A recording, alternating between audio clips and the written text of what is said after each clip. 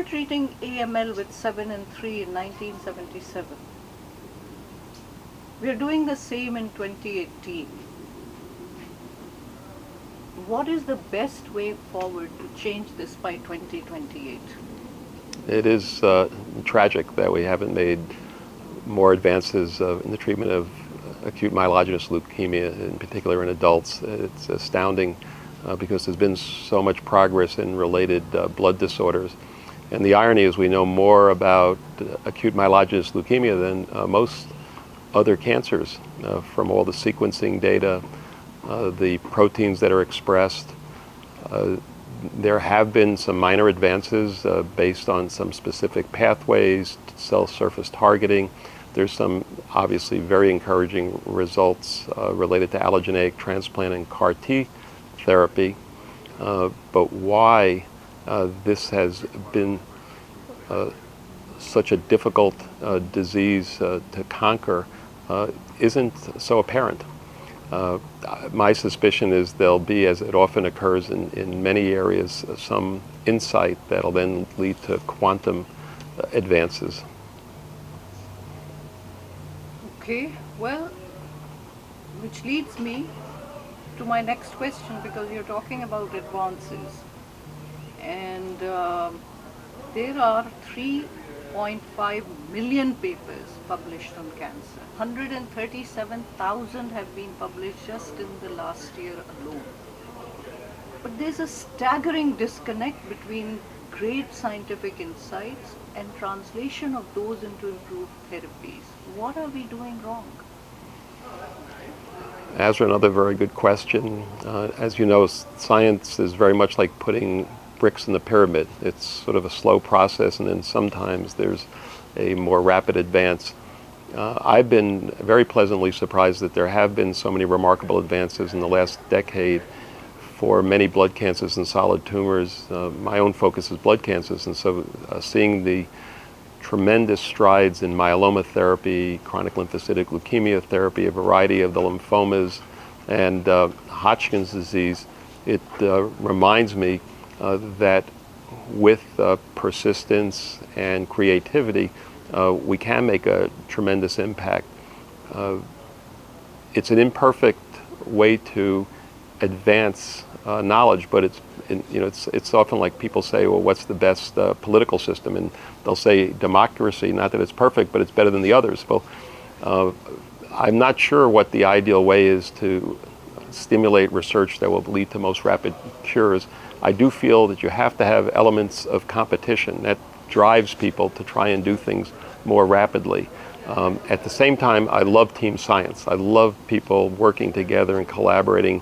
Even today I had a meeting about a new target, and here I am in the room. I'm doing the biology, but I'm sitting with medicinal chemists and structural biologists and with molecular modelers, and how much we all learn from each other and how we hopefully will ultimately make an impact as a result of that. Meaning reaching across disciplines and getting people from different kind of areas of expertise together, as you think? I think it's essential. It's you only know what you know, and it's when you see others who really bring a new dimension of understanding that you can more rapidly advance a project. Steve, the fact that children respond to the same treatment better than adults seems to suggest that the biology is different in the two. But it could also mean that the host is different. Not just the tumor, but where it's residing. So since most cancers and the incidence increases with age, even having good therapy may not matter because the host is what is decrepit. Solution? It's tough getting old. I could tell you there are dramatic changes that occur, and maybe it's wonderful that a young person is vibrant and in many ways very healthy, can tolerate therapy better. Fortunately, their diseases are more susceptible to the treatments that we have. Older individuals, besides the concomitant medical problems they face, they also don't have the same organ function. It's harder to bounce back from any insult. And clearly the cancers that are developed are much more resistant, probably because of a lifetime of insults that are causing these cancers to evolve, and so they're much more complicated. Having said that, it's possible that some of the new approaches, in particular some of the immunologic therapies, there are sometimes advantages when you have these very disturbed cancers, and you can sometimes see dramatic responses, as we've witnessed in melanoma, which is a complete shock, and in non-small cell lung cancer and other areas. So you think there's hope for the aged? I think that all of us at some point will reach the end of the line. I don't think that there'll ever be survival that is endless. That there's no question about, and probably it's a blessing that the end of life, it brings some wisdom, but it also brings the recognition that you've lived a good life, and life is not infinite, and you have to come to some sort of comfort and acceptance. Steve, you have great knowledge and experience in the field. If you were given limitless resources to plan a cure for cancer, what will you do today? So if I was given limited resources, I would start on the prevention front, because I think that's where we can make the most profound impact. And it's disappointing to know still that so many individuals abuse tobacco, obesity, and poor nutrition has become a rampant problem, not just in Western cultures, now across the globe. I would focus an enormous amount of investment in trying to affect behavior in some way that could lead to better health, and recognizing that there'll never be a utopia, there'll never be everybody behaving in a manner that they don't abuse themselves, but that's where you can make the most profound impact on a population basis. For the individual diseases, treating the cancers that exist and advanced, I think it's going to be just plugging away and then hoping that all of a sudden there's that new insight that leads to a monoclonal antibody or a CAR T cell or genomic profiling that changes how we can do things. I don't have a particular project where I would say put all your money here.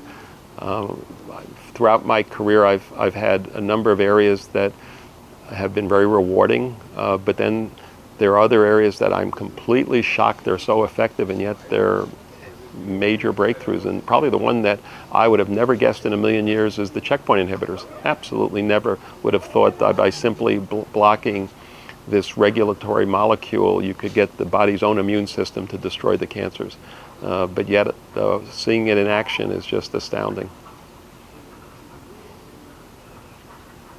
And finally, a question that I'm sure you deal with a lot on a practical basis is offering patients with advanced stage non-curable cancer palliative but toxic treatments is a service or a disservice in the current therapeutic landscape? So here, I think of personalized medicine as making decisions that are right for each individual. And in contrast to precision medicine, where you're looking for targets that may benefit the person. But I remember, and I wrote about this years ago when I was writing editorials, two men in adjacent rooms. And one was very reflective on his life and his family, and he wanted comfort measures and just supportive care. And the fellow in the next room who had the identical disease, about the same age, he was at the Alamo. He wanted to fight to the very end. He heard all of the caveats, but he just wanted to try everything. And so I think when you get to that point where you feel that there are limited alternatives, you have to have a honest but also thoughtful dialogue, because it's so traumatic with the individual, and if allowed with the family, to say, these are the considerations, what is best for you. And I personally think that each individual has the right to make the decisions about their own life. In fact, in California, we've had the right to terminate your life law, where you can take essentially medication for active euthanasia, as has been approved in other states, I think initially in Oregon. And I personally believe that an individual should have that right if that's what they want. So let me ask you a difficult question. God forbid, if you were diagnosed with stage 4 glioblastoma today, what would you take? If I was diagnosed with stage 4 glioblastoma today, just knowing my personality, I probably would want to live as long as I possibly could, as long as my quality of life was reasonable, and would want to spend my time talking to as many of the people that I've loved, and just sharing memories and talking about their future, and recognizing that I live on in my family and my dear friends. But you wouldn't take the toxic treatments, which are ineffective, as you know. I would stay away from therapies that I know have limited benefit, and even if they work for a very short period of time. I would probably opt for investigational approaches that may hold promise. Thank you very much, Steve. That's all I needed to ask with these 5 questions. But if you'd like to say anything else, you've been in this field for a long time, and you've seen it evolve, you've seen it change. Would you like to make any statements about your thoughts in general about oncology? Well, I'd like to compliment you. I've known you for many years, and I knew Harvey for many years, and you've devoted yourself to making a difference. And probably, of all the people I know, you are the quintessential humanitarian. And I know you epitomize compassionate care, thoughtful care, providing hope and optimism, always studying the disease while you're treating it so you can develop better therapies, and you remain so deeply connected to your patients that you comfort them. And so you've been a blessing to so many. Thank you so much. And in your own personal life, in this field of oncology, would you like to tell us something about what inspires you on a daily basis to go on? Oh my God, it's the people I work with and the individuals I take care of. The individuals I take care of, I see so many that are so heroic.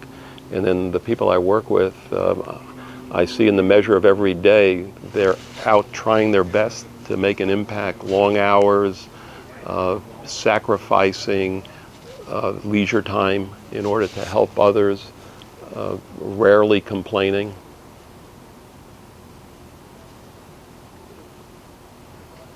Yeah. Thank you so much. Oh, thank you.